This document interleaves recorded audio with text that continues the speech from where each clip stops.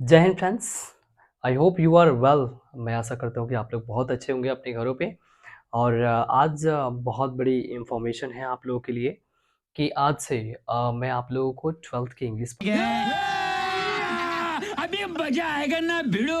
पढ़ाऊंगा। ठीक है, एकदम सीरियल से। आप कैसी वीडियो चाहते हैं, उसमें क्या क्या कौन सी चीज़ें पढ़ना चाहते हैं, उसके लिए अभी आप कमेंट कर सकते हैं। सबसे पहले जानते हैं कि 12th इंग्लिश में हम लोग पढ़ते क्या है। 12th इंग्लिश में 12 क्लास की जो इंग्लिश में आप किसी भी स्ट्रीम से हो, साइंस से हो, कॉमर्स से हो, आर्ट्स से हो, किसी भी तीनों स्ट्रीम आपको इंग्लिश तो पढ़ना ही पढ़ना है। ठीक है, और एग्ज़ाम में इंग्लिश जो है 100 नंबर का होता है। कितने नंबर का होता है? 100 नंबर का, जिसमें 100 नंबर में आपको 50 नंबर होता है ऑब्जेक्टिव। 50 नंबर होता है ऑब्जेक्टिव, जिसे वस्तुनिष्ठ प्रश्न कहते हैं, और 50 नंबर होता है सब्जेक्टिव।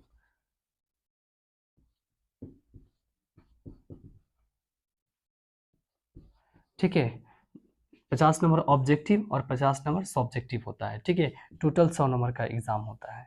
ठीक है, तो 100 नंबर की एग्ज़ाम के लिए हमें बेहतर तैयारी करनी पड़ती है। जैसे 10 क्लास में मैथ बहुत ज़्यादा इम्पोर्टेंट होता है ना, वैसे ही 12th में इंग्लिश भी बहुत इम्पोर्टेंट होता है। अगर आप अच्छे से नहीं पढ़े तो फिर रिज़ल्ट आपका गड़बड़ हो सकता है। तो मैंने सोचा है कि आप लोग को ऑनलाइन के माध्यम से भी आप लोग को 12th क्लास की इंग्लिश पढ़ाई जा सके। ठीक है, तो सबसे पहले जानेंगे कि इंग्लिश में कौन-कौन सी किताबें होती हैं 12th क्लास में। ठीक है, जैसे फर्स्ट ईयर में होता है रेनबो पार्ट 1, और एक स्टोरी ऑफ इंग्लिश की बुक भी आती है। ठीक है, और बाकी ट्रांसलेशन की भी बुक होती है, ग्रामर की भी बुक होती है। और 12th में जो है रेनबो पार्ट 2 की बुक होती है। मैं आप लोग को बुक बुक दिखाना चाहूँगा। देखिए, ये है रेनबो पार्ट 2 की बुक है। देख सकते हैं आप, रेनबो पार्ट 2 की बुक है। और ये 12th में पढ़ते हैं। सेकेंड ईयर में, जैसे इंटर होता है ना 2 साल का, फर्स्ट ईयर, सेकेंड ईयर, तो सेकेंड ईयर में यानी 12th में ये पढ़ते हैं। ठीक है, उसके बाद एक और बुक होती है जो 11th में भी पढ़ना है, 12th में भी पढ़ना है, जिसको और इसी से इससे भी एग्ज़ाम में क्वेश्चन पूछे जाते हैं, स्टोरी ऑफ इंग्लिश। ठीक है, और बाकी जो ट्रांसलेशन ग्रामर की बात की जाए तो मार्केट में बहुत सारा ट्रांसलेशन और ग्रामर अवेलेबल है, और अलग-अलग प्रकाशन की बुक्स हैं। आपको जो मन करे जो पढ़ सकते हैं, लेकिन ज़्यादातर मैंने देखा है कि बहुत सारे बच्चे जो हैं वो ट्रांसलेशन पढ़ते हैं इंग्लिश, जो ऑक्सफोर्ड की जो करेंट इंग्लिश ट्रांसलेशन आती है उसको पढ़ते हैं। ऑक्सफोर्ड इंग्लिश ट्रांसलेशन देख सकते हैं, ये इस प्रकार से है। ये बहुत सारे बच्चे पढ़ते हैं। अगर अगर आप कहेंगे तो ट्रांसलेशन भी मैं यूट्यूब पे पढ़ा दूँगा बहुत अच्छे तरीके से। ठीक है, और साथ ही साथ ग्रामर भी है। ये ऑक्सफोर्ड करेंट इंग्लिश ट्रांसलेशन और ग्रामर बहुत सारे बच्चे पढ़ते हैं, और बहुत सारे अलग-अलग प्रकाशन के भी होते हैं। ठीक है, आज से आप लोगों को सबसे पहले कि एग्ज़ाम पॉइंट ऑफ व्यू से मैं पढ़ाऊँगा। जो भी चीज़ें इम्पोर्टेंट हैं उसको मैं पढ़ाऊँगा। ठीक है, और मेरे चैनल को सब्सक्राइब कर लें और लाइक कर दीजिए, ताकि आपको जो भी नोटिफ़िकेशन आएगा उसको जब सब्सक्राइब कर देंगे तो जो भी मैं वीडियो बनाऊँगा, जो भी नोटिफ़िकेशन होगा आप तक पहुँच जाएगा। ठीक है, तो सब्सक्राइब करने का ये फ़ायदा है।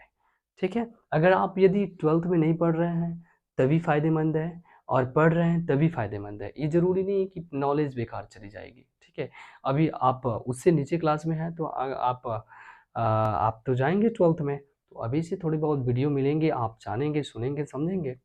ठीक है, तो आइए सबसे पहले हम स्टार्ट करते हैं क्लास 12th की जो रेनबो पार्ट 2 की जो बुक है इसकी।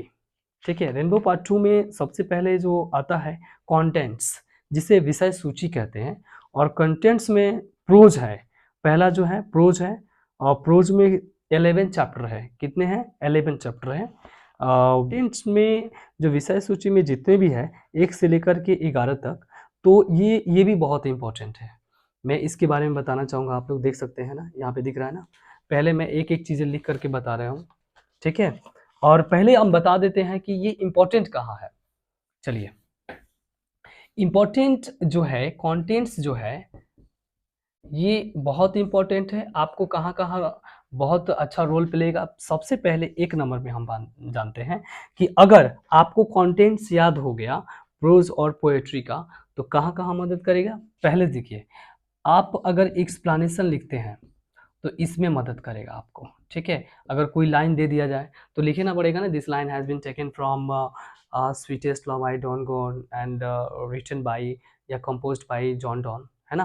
तो जब तक आपको पता ही नहीं चलेगा कि ये लाइन कहाँ से लिया गया है और लाइन लिया गया है तो इसके राइटर कौन है, तो राइटर का नाम रहेगा, याद रहेगा, तब तो लिख सकते हैं ना, एक्सप्लेनेशन डील कर सकते हैं, अन्यथा आप नहीं कर सकते हो। समझ में आ रहा है ना। तो एक्सप्लेनेशन में भी ये काम आ गया। दूसरा, यदि आप समरी लिखते हो, समरी में भी काम आता है। ये समरी में भी, यानी सारांश जिसे कहते हैं, एक्सप्लेनेशन यानी व्याख्या, और जो एग्जाम में पूछता है, और समरी मतलब सारांश, ठीक है, सारांश। व्याख्या में भी काम आएगा और सारांश में भी ये काम आएगा। तीसरा जो है, ये ऑब्जेक्टिव्स में काम आता है। Objective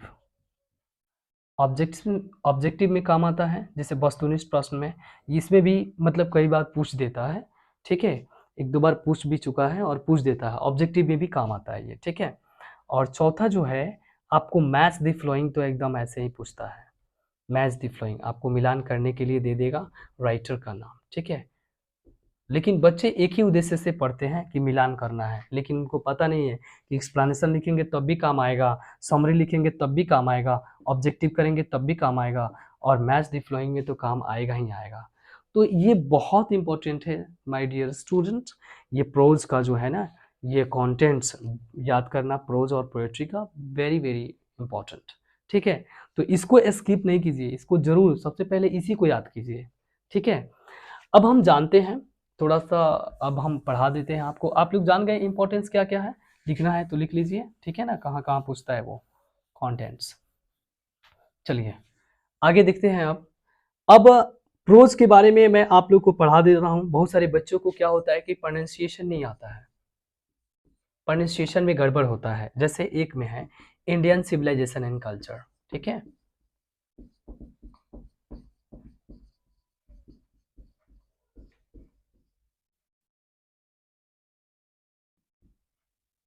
Indian civilisation and culture, जिसको हिंदी में कहते हैं भारतीय सभ्यता। सिविलाइजेशन में सभ्यता होता है, एंड मीन्स और होता है, कल्चर में संस्कृति होती है।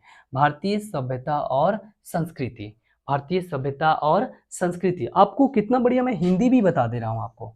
इंडियन मीन्स भारतीय, सिविलाइजेशन में सभ्यता होता है, एंड मीन्स और होता है, कल्चर में संस्कृति होती है। भारतीय सभ्यता और संस्कृति, और ये किसने लिखा है? महात्मा गांधी।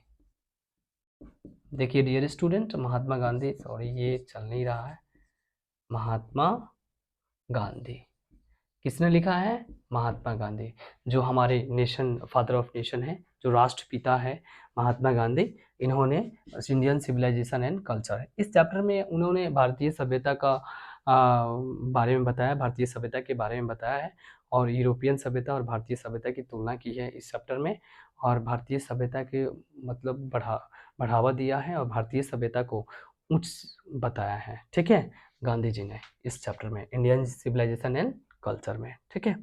उसके बाद भारत इज माई होम है, Bharat is my home, Bharat is my home, और ये किसने लिखा है? डॉक्टर जाकिर हुसैन, डॉक्टर जाकिर हुसैन, ठीक है। जब चैप्टर पढ़ाऊंगा ना आपको तो एक एक चीज़ें बता दूंगा, डॉक्टर के जन्म, मृत्यु, ये सब चीज़ें बहुत एग्जाम में पूछता है। डॉक्टर जाकिर हुसैन किसने लिखा है Bharat is my home? Doctor Zakir Hussain. और इसका मतलब होता है, भारत इज माई होम का मतलब होता है भारत मेरा घर है, भारत मेरा घर है। वो डॉक्टर जाकिर हुसैन देश के राष्ट्रपति जब बनते हैं, शपथ लेते हैं, तो वो जब शपथ लेते हैं तो बताते हैं कि भारत मेरा घर है, और आज मैं जैसे मतलब घर की जिम्मेवारियाँ होती है ना, जो गार्जियन होते हैं एकदम जिम्मेवार होते हैं और घर की देखभाल अच्छे तरीके से करते हैं, उसी तरह से जब वो राष्ट्रपति के रूप में शपथ लेते हैं तो कहते हैं कि भारत मेरा घर है, और मैं घर रूपी, मतलब वो देश को घर मानते हैं, घर रूपी उसकी देखभाल करेंगे वो, ठीक है। और उस शपथ में, और ये एक भाषण है, और ये शपथ में वो बोलते हैं। और इंडियन सिविलाइजेशन क्या है? ऐसे है, ये बात जान लीजिए, बहुत इंपॉर्टेंट है। जानते हैं क्यों? क्योंकि एग्जाम में पूछता है ये, ठीक है, कि ऐसे है, कि ड्रामा है, कि स्पीच है, और ये भारत इज माई होम क्या है, स्पीच है, वो भाषण में बोलते हैं, ठीक है, स्पीच है, कोई दिक्कत नहीं है यहाँ पे। 3 नंबर में जो है a pinch of snuff, a pinch of snuff, a pinch of snuff इसका मतलब होता है एक चुटकी सूंघना। क्या होता है, एक चुटकी सूंघना। और ये इसके जो राइटर है एक चुटकी सूंघना, और इसके जो लेखक है मनोहर मालगोंकर है, मनोहर मालगोंकर, मनोहर मालगोंकर, सॉरी आपको शायद नहीं दिख रहा होगा, मनोहर मालगोंकर कौन है, मनोहर मालगोंकर ए पिंच ऑफ स्नॉफ लिखा है, ठीक है। इसमें जो मेन कैरेक्टर है उस ये नानू काका है, कौन है, नानू काका, नानू काका इस कहानी में मेन कैरेक्टर है, और वो जाते हैं कुछ मंत्रियों से मिलने के लिए, दिल्ली जाते हैं, और दिल्ली में उसकी उनकी बहन रहती है, और इस तरह से कहानी बहुत बड़ी है, ठीक है। तो ये ए पिंच ऑफ स्नॉफ में जो मेन कैरेक्टर कौन है, किसने लिखा है पिंच ऑफ स्नॉफ, मनोहर मालगोंकर, और इस कहानी में मेन कैरेक्टर कौन है, वो नानू काका है, ठीक है। उसके बाद है आई हैव ए ड्रीम, इसको मिटाते हैं हम, और आपके पास कंटेंट्स की बुक, आपके पास बुक होगी तो कंटेंट में लिख लेंगे, बस हम आपको हिंदी बता देते हैं, ठीक है। I have a dream, I have a dream, इसको हिंदी में कहते हैं मेरा एक सपना है, मेरा एक सपना है। आई हैव ए ड्रीम का मतलब होता है मेरा एक सपना है, और इसको लिखे हैं Martin Luther King junior, Martin Luther King junior, king, देखो जे आर लिखा हुआ ना, जे आर का मतलब होता है junior, Martin Luther King junior. I have a dream में जो है ये अमेरिका की बात होती है, और अमेरिका में कैसे गोरे और कालों के बीच में भेदभाव होता था, डिस्क्रिमिनेशन था, उसके बारे में ये कहानी में दिया हुआ है इसमें, ठीक है। और इसको किसने लिखा है, Martin Luther king, J are मतलब जूनियर ने लिखा है, ठीक है। White people and black people इत्यादि, इन सब दोनों के बारे में दिया हुआ है, कैसे सफ़ेद लोग काले लोगों से भेदभाव करते हैं, और इस तरह से आवाज़ उठाते हैं, अमेरिका की बात है, और बाद में जाकर के इनको भी अधिकार मिलता है, ठीक है। तो ये चैप्टर किसमें है, और ये चीज़ें कहाँ पढ़ना है, आई हैव ए ड्रीम में, और इसके लेखक कौन है, Martin Luther King junior, Martin Luther King junior, ठीक है। पांचवें में जो है, पांचवें में ideas that have helped mankind, ideas that have helped, HELPED, helped mankind. Sorry my dear student, sketch ख़त्म हो गया एक्चुअली, और अभी रात को 12 बज रहे हैं, आप देख सकते हैं रात को 12 बज रहे हैं, इस वक्त मैं वीडियो बना रहा हूँ आपके लिए।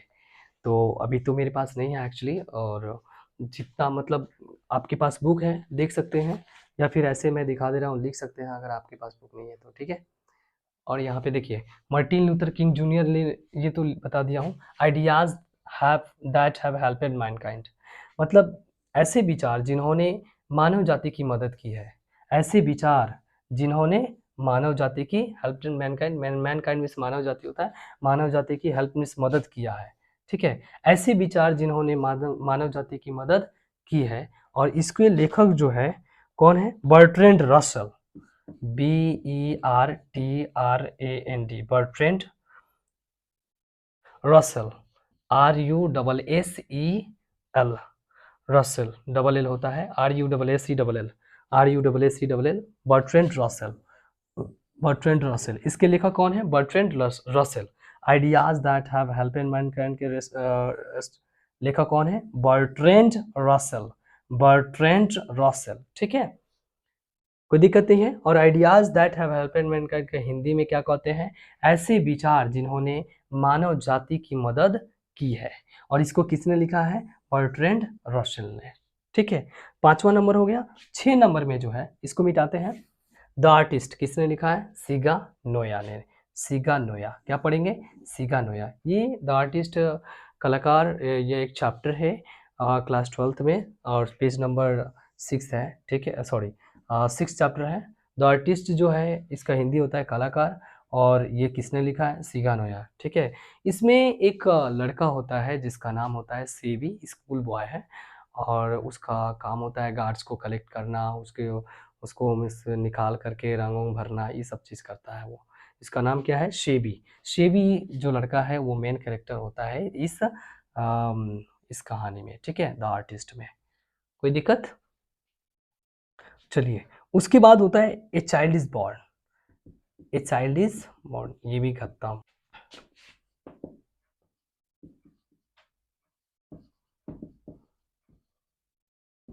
ए child is born, a child is born इसका मतलब होता है एक बच्चा जन्म लेता है, एक जन्मा हुआ बच्चा या एक बच्चा जन्म लेता है, एक बच्चा जन्म लेता है। ए चाइल्ड इज बॉर्न का मतलब एक बच्चा जन्म लेता है, ठीक है। और इसको किसने लिखा है? ए चाइल्ड इज बॉर्न को जर्मैनी ग्रीर, क्या बोलते हैं? Germaine. A child is born किसने लिखा है? Germaine Greer, NEE Germaine Greer, GERMAINE Germaine Greer, GREER, ठीक है, जर्मैनी ग्रीर किसने लिखा है? Germaine Greer. 6 नंबर में है द आर्टिस्ट। द आर्टिस्ट किसने लिखा है? द आर्टिस्ट किसने लिखा है? सिगा नोया ने लिखा है। द आर्टिस्ट किसने लिखा है? सिगा नोया ने लिखा है। द आर्टिस्ट, द आर्टिस्ट किसने लिखा है? सिगा नोया ने लिखा है। और द आर्टिस्ट का मतलब होता है कलाकार। और इसमें जो एक करेक्टर होता है, एक लड़का होता है स्कूल बॉय, और वो बहुत सारे गार्ड्स कलेक्ट करके उसको निकाल करके रंग वगैरह भरता है, उससे खेलता है, ठीक है।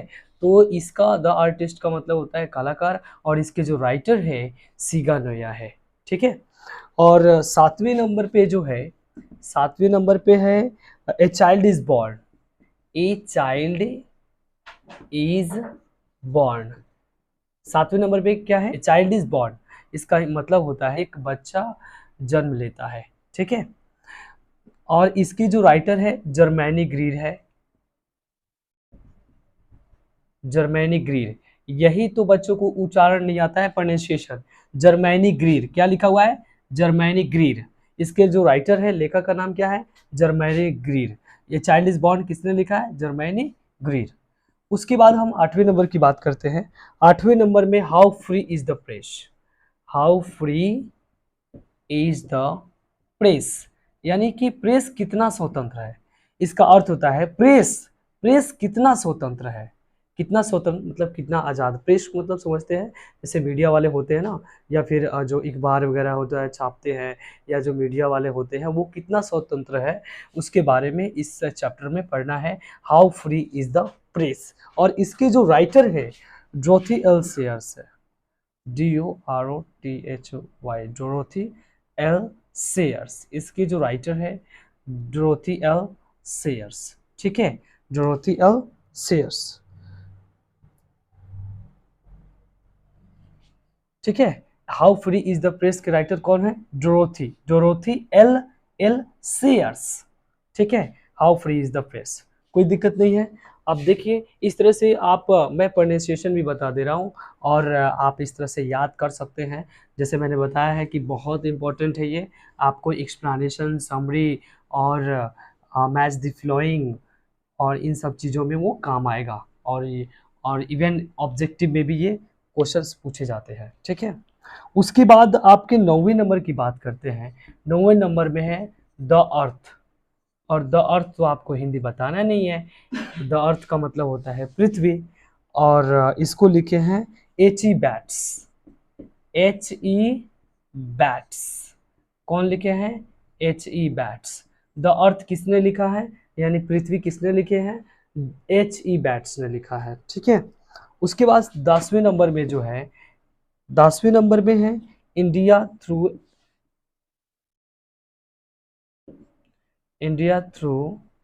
THROUGH, India through travellers eyes.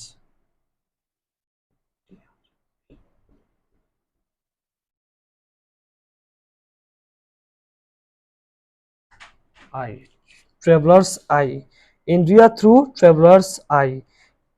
इसका मतलब ये होता है, इंडिया थ्रू ट्रेवलर्स आई का मतलब होता है कि यात्रियों की नज़र में, यात्रियों के नज़र में भारत, यात्रियों के नज़र में भारत, थ्रू मतलब होता है के माध्यम से, और ट्रेवलर्स मीन्स यात्री होता है, आई मीन्स आंखें, नज़र, तो यात्रियों की नज़र में भारत। और इसको कौन लिखे हैं? Pearl S Buck, PARL, Pearl S Buck, Pearl S Buck, Pearl S Buck ने लिखा है। India through travellers eye, India through travellers eye, किसने लिखा है? Pearl S Buck, Pearl S Buck ने लिखा है, इंडिया थ्रू ट्रेवलर्स आई। और उसके बाद है 11 नंबर में, यानी इसका हिंदी होता है यात्रियों के नज़र में भारत, ठीक है। और एक यात्री आया था भारत घूमने के लिए, और लोग जब किसी देश में जाते हैं देखने के लिए, घूमने के लिए, तो वो वहाँ के हिस्टोरिकल प्लेस देखते हैं, बड़ी बड़ी बिल्डिंग्स देखते हैं, लेकिन इसमें जो राइटर है वो आते हैं तो भारत की स्थिति को देखते हैं, भारत की गरीब, भारत में जो लोग, किसान, गरीब जो लोग थे उनको देखते हैं, उनकी स्थिति को देखते हैं। और इस तरह से उन्होंने उस कहानी में, उसमें, उस चैप्टर में उन्होंने वो भारत के स्थिति के बारे में उन्होंने एक्सप्रेस किया है, लिखा है, ठीक है, इंडिया थ्रू ट्रेवलर्स आई में। और इसको किसने लिखा है? पर्ल एस बॉक, वो लेडी थी पर्ल एस बॉक, वो लिखी है, ठीक है। उसके बाद a marriage proposal, a marriage proposal, a marriage proposal, a marriage proposal, a marriage proposal जो है एंटोन चेखव ने लिखा है। किसने लिखा है? एंटोन चेखव, एंटोन चेखव ने लिखा है। ए मैरिज प्रपोजल किसने लिखा है? Anton Chekhov, Anton Chekhov, Anton Chekhov, Anton Chekhov, ठीक है। ए मैरिज प्रपोजल किसने लिखा है? Anton Chekhov. A marriage proposal का मतलब होता है एक विवाह प्रस्ताव, एक शादी प्रस्ताव या एक विवाह प्रस्ताव। इस चैप्टर में कैरेक्टर, 3 कैरेक्टर होते हैं, एक तो एक लोमोव होता है, एक चुबुकोव होता है, एक नतालिया होती है। और उसके जो फादर होते हैं, नतालिया के फादर होते हैं चुबुकोव, और लोमोव उसका उस लोमोव वो शादी का प्रस्ताव लेकर जाता है और नतालिया के पापा से बात करता है। तो इसमें 3 कैरेक्टर मेन हैं, लोमोव, चुबुकोव और नतालिया, ठीक है, ए मैरिज प्रपोजल में। इसको राइटर का नाम है एंटोन चेखव। कोई दिक्कत नहीं है। तो इस तरह से आपका ये प्रोज जो है खत्म हो गया, प्रोज अब खत्म। तो आपने, मैंने उच्चारण के साथ भी पढ़ाया है, आप वीडियो बैक बैक कर करके आप किताब लेकर के लिख लेंगे कंटेंट्स, और उसके बाद बार बार याद करेंगे। अगर आपको कहीं भी प्रोनाउंसिएशन गड़बड़ है तो आप कमेंट भी कर सकते हैं, या फिर उसको वीडियो बैक करके के सुन भी सकते हैं, ठीक है, कोई दिक्कत नहीं है। उसके बाद जो शुरू होता है पोएट्री की, ठीक है, पोएट्री भी बता देता हूँ आप लोगों को, ये क्यों अधूरा रहेगा। चलिए, पोएट्री में जो है पहला जो है chapter, sweetest love I don't go, sweetest love I do not go, sweetest love I do not go, सबसे प्यारा प्यार मैं तुमसे दूर नहीं जाता, सबसे प्यारा प्यार मैं तुमसे दूर नहीं जाता, यानी मैं तुमसे दूर नहीं जाता। इसका मतलब ये होता है कि ये जो चैप्टर है स्वीटेस्ट लव आई डोंट गो, एक लव पोएम है, ठीक है। और इसमें बताता है कि कैसे अपनी प्रेमिका से वो दूर जा रहा है, और उसको कंसोलेशन दे रहा है, सांत्वना दे रहा है कि मैं तुमसे दूर जा रहा हूँ, लेकिन दूर जाके भी तुमसे दूर नहीं हूँ, और उसको बहुत सारी सांत्वना देता है, ठीक है, इस चैप्टर में है। और इस चैप्टर का नाम है स्वीटेस्ट लव आई डोंट गो। इसको लिखे हैं जॉन डॉन। किसने लिखे हैं? जॉन डॉन, ठीक है song of my self, song of my self, song of my self. दूसरा जो चैप्टर है सॉन्ग ऑफ माई सेल्फ, जिसका हिंदी होता है स्वयं का गीत। क्या होता है? खुद का गीत या स्वयं का गीत। माई सेल्फ मतलब खुद होता है, स्वयं होता है, स्वयं का गीत या खुद का गीत। और इसको लिखे हैं अच्छा ये बताइए, ये पढ़कर बताइए क्या लिखा हुआ है। आप पढ़ोगे वाल्ट, बट गलत है, वाट, इल साइलेंट रहेगा, वाट विट मैन, व्हाट विट मैन, किसने लिखा है? व्हाट विट मैन, ठीक है। और उसके बाद आते हैं now the leaves are falling fast, तीसरे नंबर में now the leaves are falling fast, now the leaves are falling fast, now the leaves are falling fast. तीसरा जो चैप्टर है now the leaves are falling fast, इसका मतलब होता है कि अब, नाउ मीन्स अब होता है, अब लिप्स मीन्स पत्ते होते हैं, फॉलिंग मीन्स गिरना होता है, अब फास्ट मीन्स तेजी से, अब पत्ते तेजी से गिर रहे हैं, या पत्ते तेजी से, अब पत्ते तेजी से झड़ रहे हैं या गिर रहे हैं। Now the leaves are falling fast, इसका मतलब होता है अब पत्ते तेजी से गिर रहे हैं, ठीक है। और इसके जो राइटर है W.H. ऑर्डन है, किसने लिखा है? W.H. ऑर्डन, इसके राइटर का नाम क्या है? W.H. Auden. Now the leaves are falling fast किसने लिखा है? पड़ेगा आपको। चौथा में है टू आटम, टू आटम, यहाँ पे एन साइलेंट होगा, आटमन नहीं कहेंगे, टू आटम। क्या लिखा हुआ है? टू आटम, इसका मतलब होता है शरद ऋतु के लिए। क्या होता है? शरद ऋतु के लिए। इसके जो राइटर है जॉन कीट्स, जॉन कीट्स, और ये बहुत ही कम उम्र के राइटर थे, और इनकी जीवनी भी बहुत कम रही, 26 साल की उम्र में ही मर गए जॉन कीट्स। और इन्होंने क्या लिखा है? टू आटम, मतलब होता है शरद ऋतु के लिए। और शरद ऋतु को, शरद ऋतु के बारे में उन्होंने एक इस चैप्टर में बताया है, ठीक है। कुहासे वगैरह के बारे में इन्होंने बताया है। तो इस तरह से टू आटम का अर्थ होता है शरद ऋतु के लिए, और इसको किसने लिखा है? John Keats. जॉन कीट्स जो 26 साल की उम्र में ही मर गए, और इतनी कम उम्र में उन्होंने बहुत सारी कामयाबियां हासिल कर ली थी। और देखिए अब बहुत अच्छा पोएम लिखे हैं वो। एन एपिटाफ, एन एपिटाफ, इसका अर्थ होता है एक समाधि लेख। एन एपिटाफ का मतलब होता है एक समाधि लेख। अब एक समाधि लेख क्या होता है? समाधि लेख का मतलब होता है, आप देखते होंगे कि जब क्रिश्चियन धर्म में जो जिसे मरने के बाद जमीन के अंदर दफना दिया जाता है, उसके बाद उसके ऊपर सीमेंट वगैरह से बना करके उसके नाम और जो भी है लिखना है वो लिख देते हैं। तो उसी को ईंट पत्थर से लिख देते हैं, ईंट पत्थर से बनवा करके लिख देते हैं, उसी को कहते हैं समाधि लेख। यानी समाधि यानी ज़मीन में जब दफना दिया जाता है उसके ऊपर जो सीमेंट बालू से ये सब ऐसा कुछ बना दिया जाता है, और उसी को कहते हैं समाधि लेख। क्या कहते हैं? समाधि लेख। तो ये एन एपिटाफ जो है एक समाधि लेख, इसका अर्थ होता है। और इसको जो राइटर है, इसका जो राइटर है वाल्टर डीला मेयर, वाल्टर डीला मेयर। इसको बहुत सारे लोग अलग अलग, बहुत सारे बच्चे अलग अलग वाल्टर ढेला मारे, कोई क्या क्या बहुत सारा बोलता है, बट ऐसा नहीं है। उसका सही प्रोनाउंसिएशन कीजिए, वाल्टर डीला मेयर, वाल्टर डीला मेयर, इसका जो राइट प्रोनाउंसिएशन होगा वाल्टर डीला मेयर, ठीक है। अब 6 की बात करते हैं। 6 में जो है द सोल्जर, इसको तो बताने की जरूरत नहीं है, आप भली बात ही समझ रहे हो। द सोल्जर का मतलब होता है सैनिक, और इसको लिखे हैं रूपर्ट ब्रूक। किसने लिखा है? Rupert Brooke, Rupert Brooke.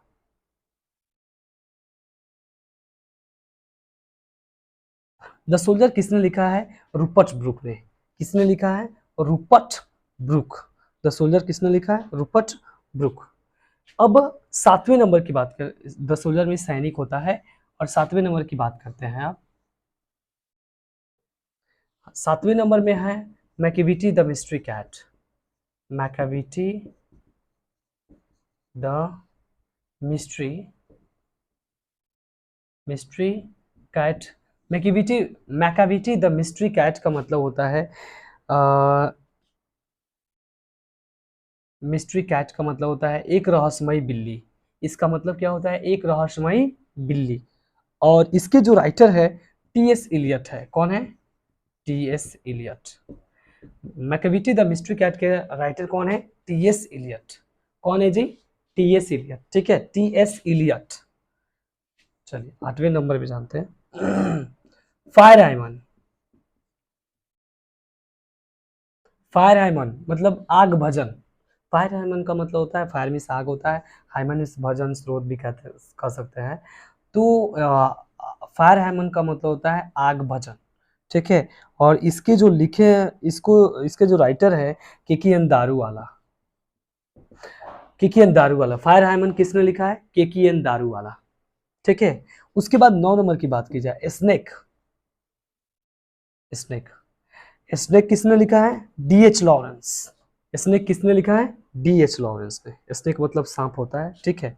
अब लास्ट जो हमारा जो कविता है, पोएम है, जो my grandmother's house. My grandmother's house, mother's house. My grandmother's house का मतलब मेरी दादी जी का घर। मेरी दादी जी का घर को किसने लिखा है? कमला दास। कमला दास। माई ग्रैंड मदर्स हाउस किसने लिखा है? कमला दास। तो इस तरह से मैंने आप लोगों को बता दिया प्रोज और पोएट्री का राइटर का नाम बता दिया, और उसका हिंदी भी बता दिया, और आपको थोड़ा बहुत कहानी के बारे में थोड़ी बहुत आपको जो जो जो भी चैप्टर के बारे में थोड़ा बहुत आप लोग को बता दिया मैं। और इस तरह से आप याद कर सकते हैं, और ये मैंने बताया है कि बहुत इम्पोर्टेंट है, इसको स्किप नहीं कीजिए, इसको किसी भी तरीके से याद कर लीजिए। जब ये याद रहेगा तो आपको आप बहुत नंबर ये लाने में मदद करेगा, ठीक है। मैं फिर से बता दे रहा हूँ कि कंटेंट बहुत ज़रूरी है याद करना। आपको समरी में काम आएगा, एक्सप्लेनेशन में काम आएगा, ऑब्जेक्टिव में भी काम आएगा, और मैथ्स द फ्लोइंग में तो पूछता है। शाबाश बेटा, बहुत बढ़िया। तो इस तरह से चार जगह ये काम आता है पूरे कंटेंट्स प्रोज और पोएट्री का। इसलिए माय डियर स्टूडेंट, उसको बढ़िया से लिखिए और याद कर लीजिए, ठीक है। आज के लिए बस इतना ही, फिर हम अगले वीडियो में मिलते हैं। तब तक bye bye and good night and take care.